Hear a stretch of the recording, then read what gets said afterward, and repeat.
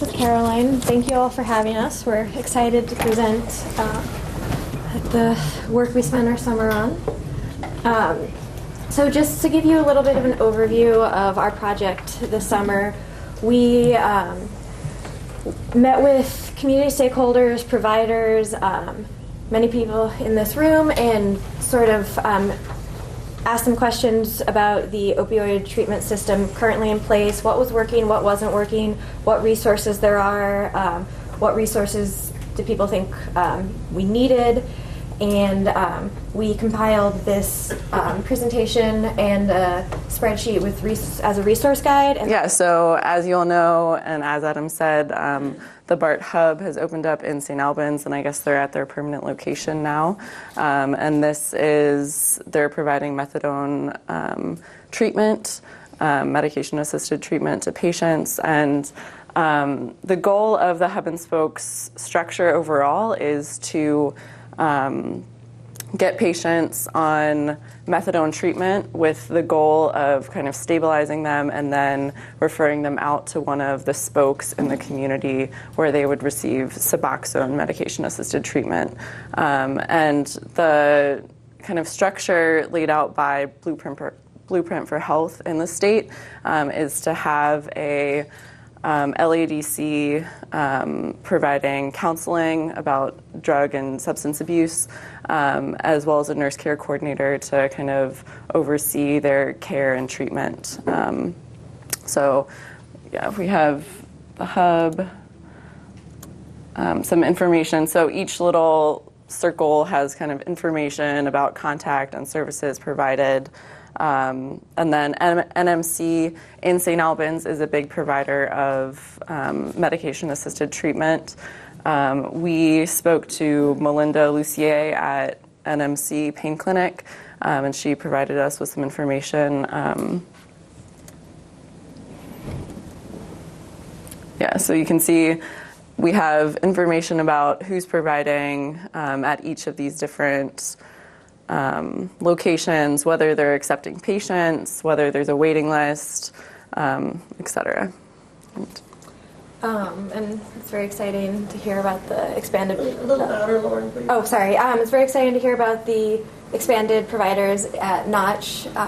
One kind of unique thing about this county was the spoke providers were here before the hub. So we had people who had been prescribing Suboxone for years to their patients without a local hub. So most of the providers we talked to had come up with systems that worked for them. Each system was a little bit different, so it was very cool to learn about what worked for each provider, what didn't, what they thought the hub was going to bring. Something we talked to Dr. Huck at Notch about was employing a really holistic model of patient care. I think it was the biopsychosocial model, really trying to provide patients with stability in other areas of their lives in terms of employment, transportation, and housing, which I think in general we are starting to focus on more. But it's great to see healthcare, local provider really emphasize that as the first step to drug treatment. So I think we talked to community members and not just the providers. So we met people at the Howard Center, the Turning Point. So our resource guide, we compiled not just as much information as we thought we could find and people would find useful. So we have recovery support, social support, food, housing, and transportation, legal services, programs for women and children, Vermont state departments, rehab facilities, additional medical services, and education and employment. Many of the community members we talked to cited transportation, education, and housing as some of the biggest barriers to successful recovery for these patients. So we compiled the resources we could find. Yeah, and it's great to see. I think Franklin and Grinnell County have, I mean, this community partnership meeting right here is a great testament to the collaboration that you guys have within the community. So I think you all can speak to the services that are provided here probably better than we can. But hopefully this guide will be useful to some of you, just to, establish what's already here and where we can go in the future. And on that note, we are from Burlington. We're not from this county, so if this will be made available to everyone, if you see anything that isn't quite correct or anything you want to add or update, please let us know, because you guys are here in the community on the ground floor, so you're more connected than we are, so we'd appreciate any contributions. We'll move to the... Yeah, so we kind of came up, this is our resource guide, but we did come up with kind of a summary of our findings, and it's not in a very beautiful format, but we found that generally after speaking with providers, what's working well in terms of the spokes right now is having a nurse care coordinator and LADC on site. There was kind of variation in some of the spoke providers as to if they had a nurse care coordinator or if they had a social worker instead of an LADC. And we found that I think the nurse care coordinator and LADC is a really good combination to have. And we also found that there's typically a lot of turnover with LADCs. So having an LADC who has been there for a while is obviously better from both a provider and patient perspective. Can I just ask one thing, because I know some other people asking the same question. When some of the acronyms, can you explain that? I was going to say the same thing. If you could explain LADC. Sure. LADC is licensed alcohol and drug counselor. So they're providing typically, how it should work, how Blueprint for Health kind of proposes that it should work is that the LADC should see a patient at each visit.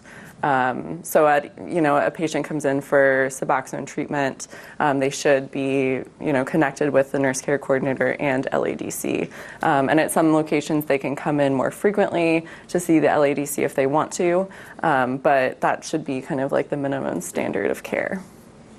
And the providers we talked to emphasized how essential the Blueprint program was, because Blueprint is providing funding for the nurse care coordinator and LADC for a certain amount of patients. You get a certain number of hours split between the nurse care coordinator and the LADC, and that funds them. So you don't have to worry about reimbursement. They're funded through the Blueprint program. Yeah, we also, so in talking to some of the providers, we found, I think when we were talking to Dr. Babb at Cold Hollow Family Practice up in Enosburg, he was talking about how because he's been practicing on his own for a while, it's allowed him to have a lot of innovation in his practice and constantly improve, the standard of care he's providing. Kind of the flip side of that would be that because there's no set protocol right now, there is a lot of variation in the style that providers are doing MAT. So it's a fine balance. And we also found that obviously mental health counseling is really essential, and it's really beneficial to coordinate primary care with MAT. Dr. Hawk talked a lot about how patients in his MAT program get their primary care through Notch, so it's a really integrated system of care.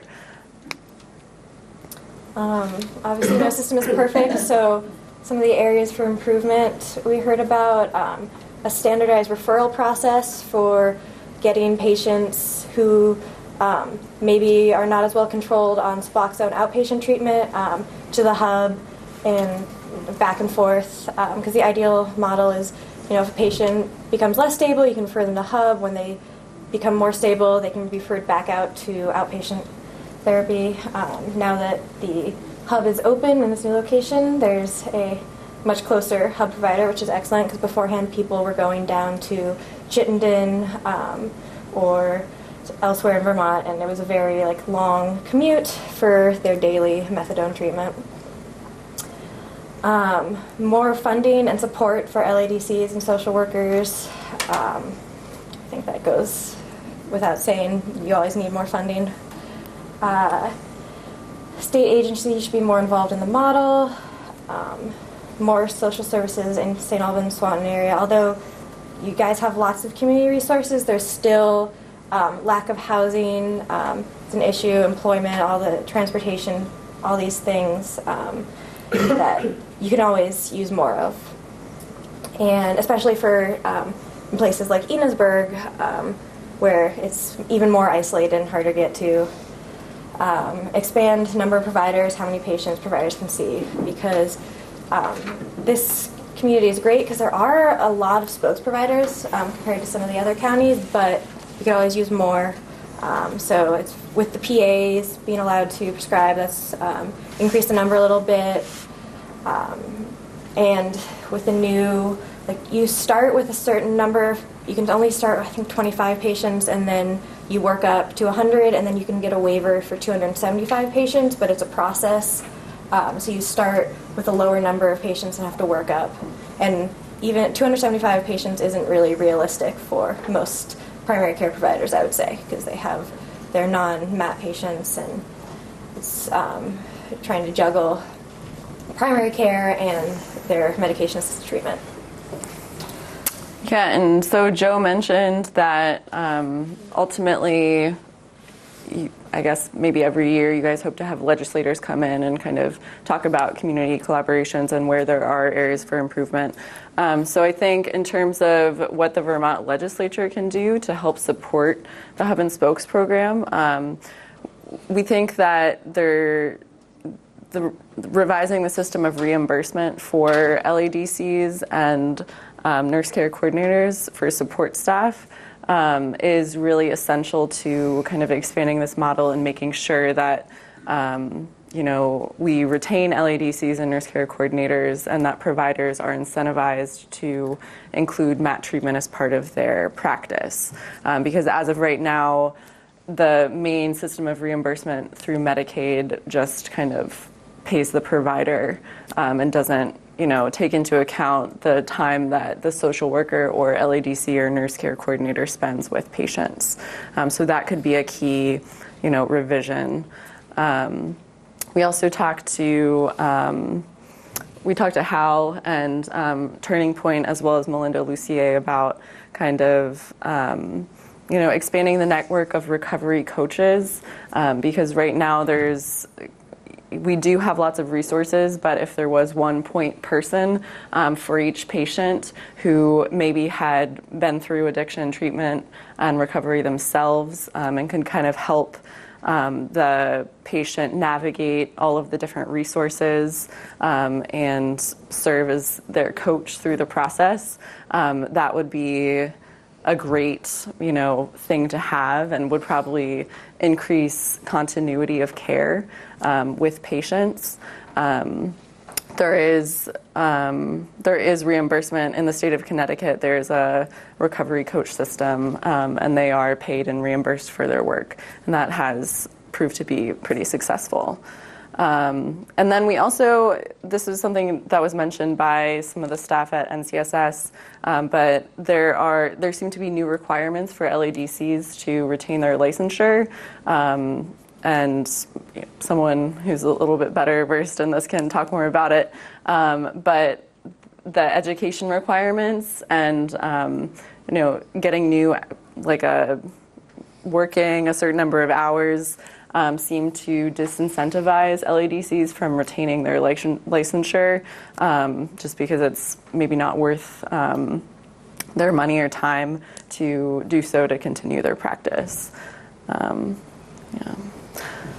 Yeah, and one of my favorite parts of the project was asking providers why they chose to be a spoke provider, and we got some interesting answers. Pressure from fellow providers. We heard from multiple providers that they were essentially peer pressured into either peer pressured or requested by their patients. One provider was his office was called constantly until he finally was like, okay, I guess my patients want this. I should become a spoke provider. Personal experience with addiction, and then a sense of fulfillment and reward in working with this population. And then how do you think other providers can be recruited? Again, peer pressure, physician networking.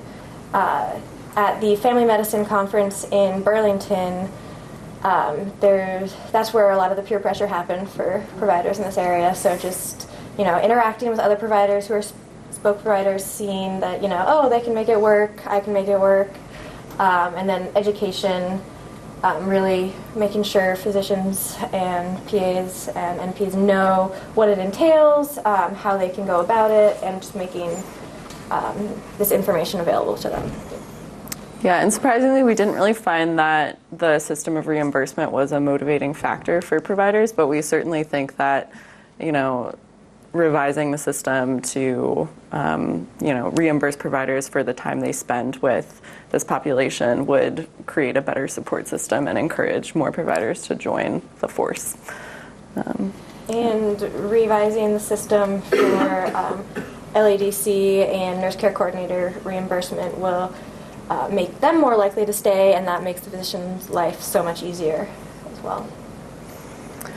Yeah, so this pamphlet is available. It's just kind of like a quick and dirty summary of all of the different resources that are available, and we can certainly make all of this information available to any organization in the area that wants it, and we're sending it to all of the spoke providers so that they have a kind of resource guide to consult when they have issues with patients or anything like that.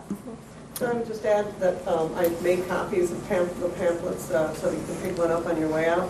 But really, one of the most important things on the pamphlet is that there is a link to the Prezi and the database of resources. So that's the best way for you to directly connect with the information that the students have presented in their Prezi. To link, and so pick up the pamphlet and you'll find the link, and then you can play around with the exploration of the Prezi. And as the student said,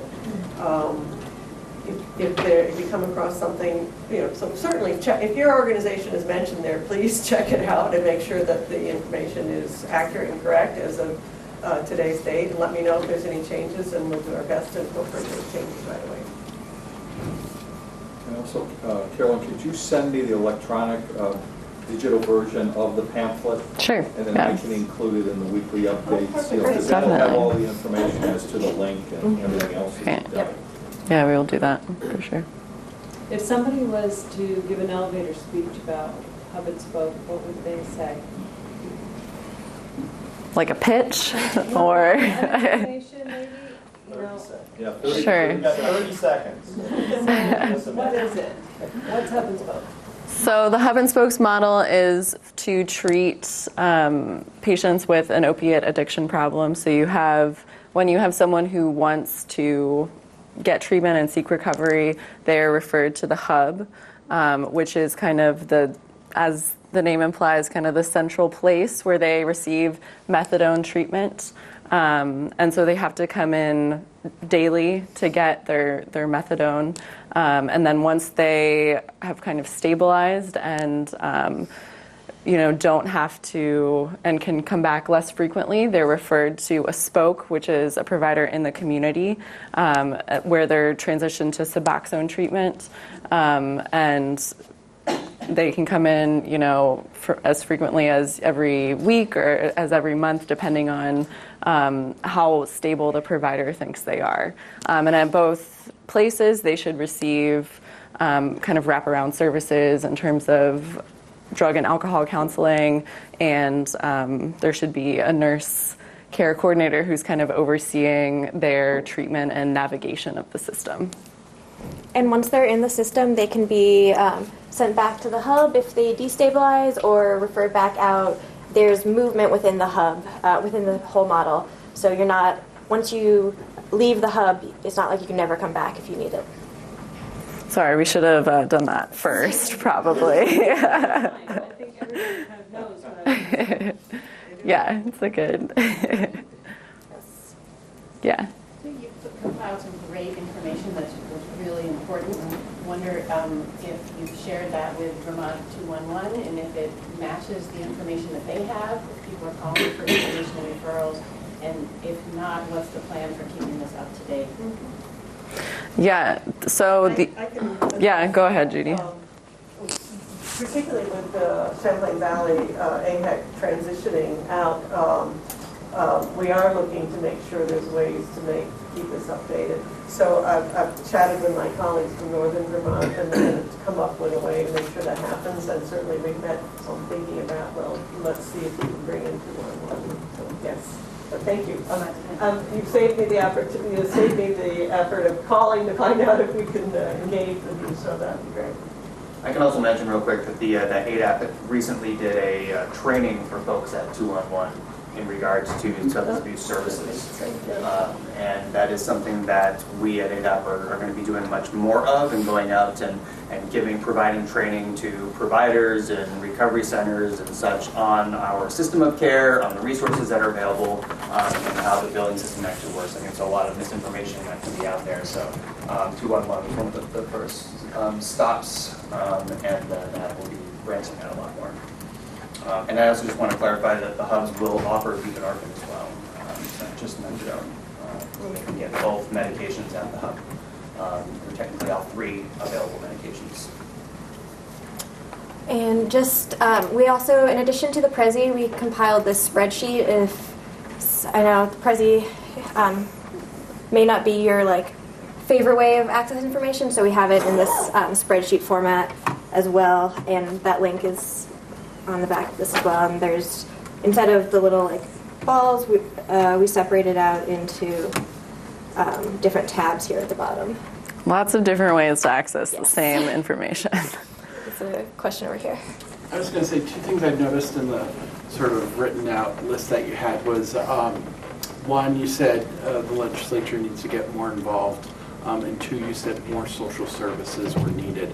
And I guess I wonder if it would be helpful to map some of that out a little bit to know what social services you're specifically saying are needed, and then also what things that the legislature or the legislative body could do for the state agency. Yeah, and I think with any kind of health issue, there are, like Lauren mentioned, there's more social services that you could provide, but St. Albans area is doing a great job. I think one of our findings is that there should just be more connection between, a little bit more communication between the different social services. But, with meetings like this, I think that it's a great form of communication. And I feel like the 2 main areas we found that needed kind of more attention were maybe housing and employment, maybe also transportation. But Green Mountain Transit is doing a great job of, getting people access to transportation. And there's also programs to help recovering addicts get license back and stuff like that. So I'm going to add to that. In maybe not St. Albans itself, but in the surrounding communities, like in Enosburg, there's just not as much there. It's a lot smaller. You really need a car to get around. So most of those were pulled from our interviews with providers, and I think that one was actually from Dr. Babb, and he obviously practices in a slightly different environment than people who practice here in St. Albans. Yes? Yeah, kind of paralleling what Paul was saying. I guess I understand your study was sort of really looking at the addiction recovery resources, but when you talk about a person that's in this situation, the homelessness, the food insecurity, the transportation issue is part of what both drives them and limits their ability to recover. And in many cases, and then if you throw the Department of Children and Families in there because there are children involved, it blows them out of the water. And one of the things, in addition to just being more resources available, one of the key things that we see is just these people ability to navigate through all of these services is a real issue. If they could do that, they wouldn't be in the situation they're in. And part of why they're there is because they're just overwhelmed by trying to access and trying to deal with all these different services that can help them get out of this situation.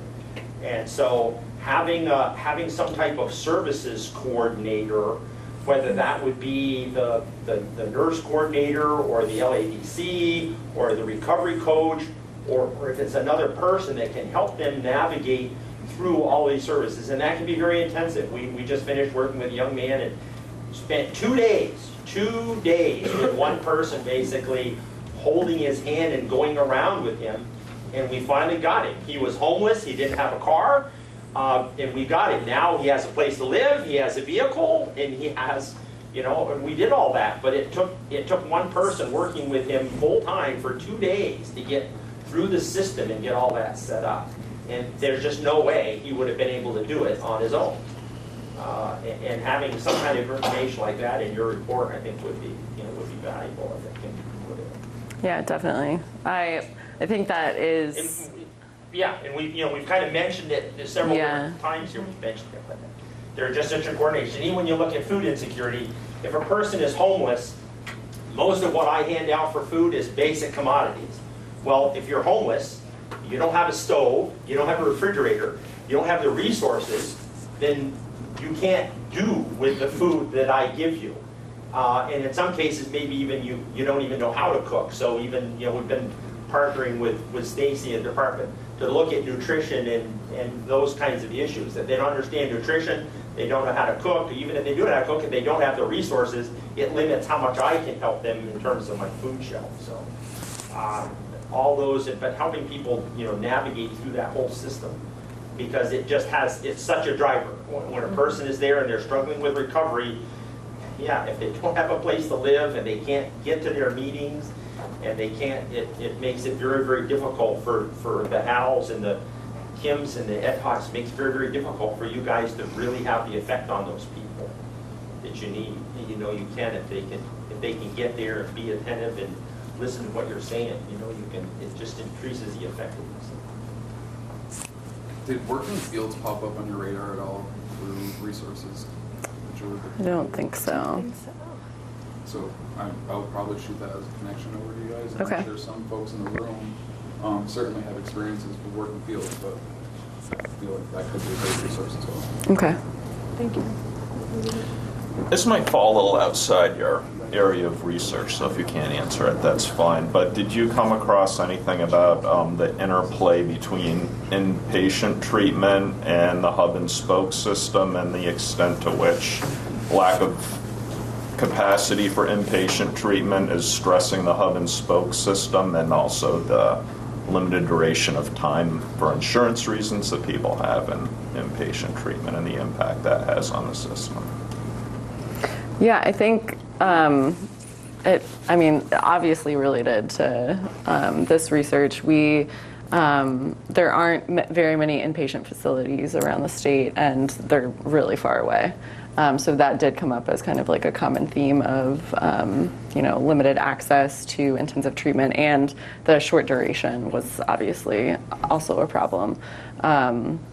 But I think in general, I don't know if we mentioned this specifically, but the capacity of a lot of the spoke providers and the hub, potentially Adam can speak more to that, but there are long waiting lists at a lot of these facilities, and it's hard for people to get treatment in a timely manner. So when they're ready, the provider isn't ready to see them or doesn't have the capacity to see them. So that's something that definitely can be, is an area for improvement. I would also say that in terms of the inpatient facilities, I think there's a lot of misinformation and misunderstanding in regards to the capacity. That oftentimes there is capacity at an inpatient facility, and I think there's a misconception that most people who are looking for recovery need to get inpatient first. When really the percentage of people who qualify for that level of care and who really need that level of care is very small. And I think there's a lot of folks believe that that needs to be step one, when that really isn't. And so in terms of the capacity issue, we are, it's not to say that there's never a wait list, but that is much smaller than most people realize right now. That it's not as large of an issue as you would be led to believe. And they're working on that. And throughout the state right now, at all of our hubs throughout the state, there is still, 0 to minimal wait list to get into a hub. And so there is treatment available for folks who want it. I just saw Kathy's hand up back there.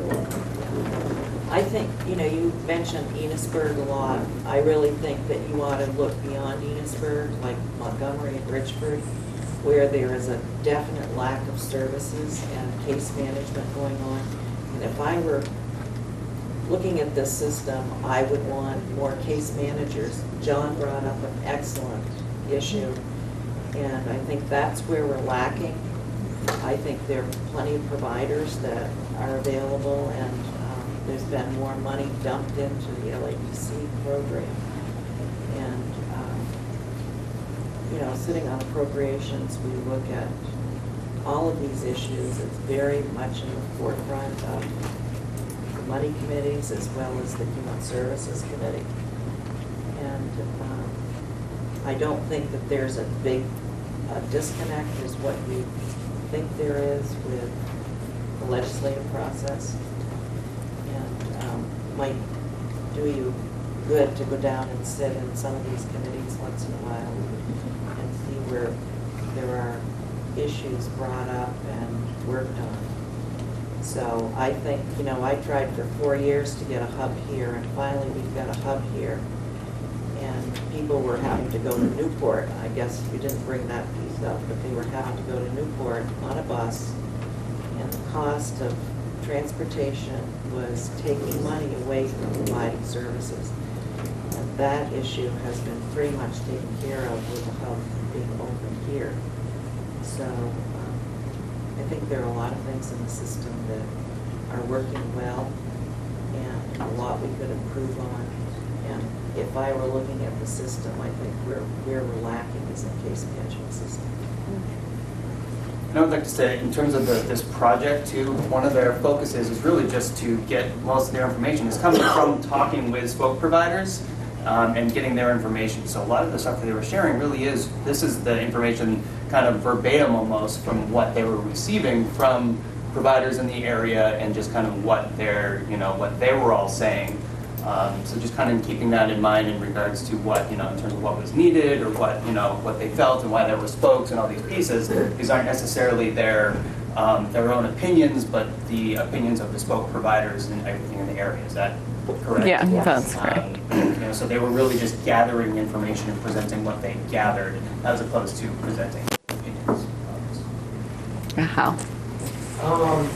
First and foremost, I'd like to commend you both as future primary care physicians. Pregnant County, we hope. And really getting a firm grasp of what you will be dealing with in the future as far as addiction and recovery and treatment for addiction. Like I said, I commend you both. I think it's hugely important as primary carers who actually fill out the prescriptions have an idea of the power that comes with that. Second of all, I'm going to, as everybody else said, has commented on, I've been involved with the Vermont Recovery Network for over 4 years now, and I have been on the bandwagon that Franklin County has needed a hub for over 4 years. And 4 years ago, it really fell upon deaf ears. In Franklin County, we kind of did put the cart before the horse. We had, the spoke system in place, but we did not have the hub. And I will be the first one to say that in 10 years, Franklin County has come a long way. Because the hub is an intricate part of the whole hub and spoke system. I was on an MAT program. I was on Suboxone 9 years ago. The problem with that is that when you run into trouble, you're basically putting the primary care in a position where he no longer can prescribe to you. Now, I will be the first one to tell all of you, who many of you probably already know, methadone and Suboxone are still highly addictive medications. And when you're prescribing an individual highly addictive medication and you tell them they're no longer able to prescribe to you, that leaves that person struggling in recovery with his addiction back on the street. Now, I am hopeful that with our hub in place, that we will minimize the turnaround rates in our inpatient facilities. As Bernadette said, a lot of these patients, and I've dealt with a lot of people who've been in inpatient rehab at least a minimum of 3 times in the last 12 months. Why? Because they can't get it right.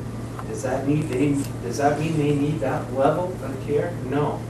But with the hub in place, which a hub administers the medication, they are the point at which people can go on a daily basis and get their medication, regardless of what else is going on in their life.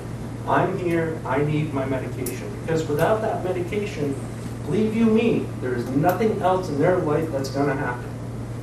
That's the power of addiction. It's mental obsession, physical craving. Unless you're dealing with that, nothing in their life will happen.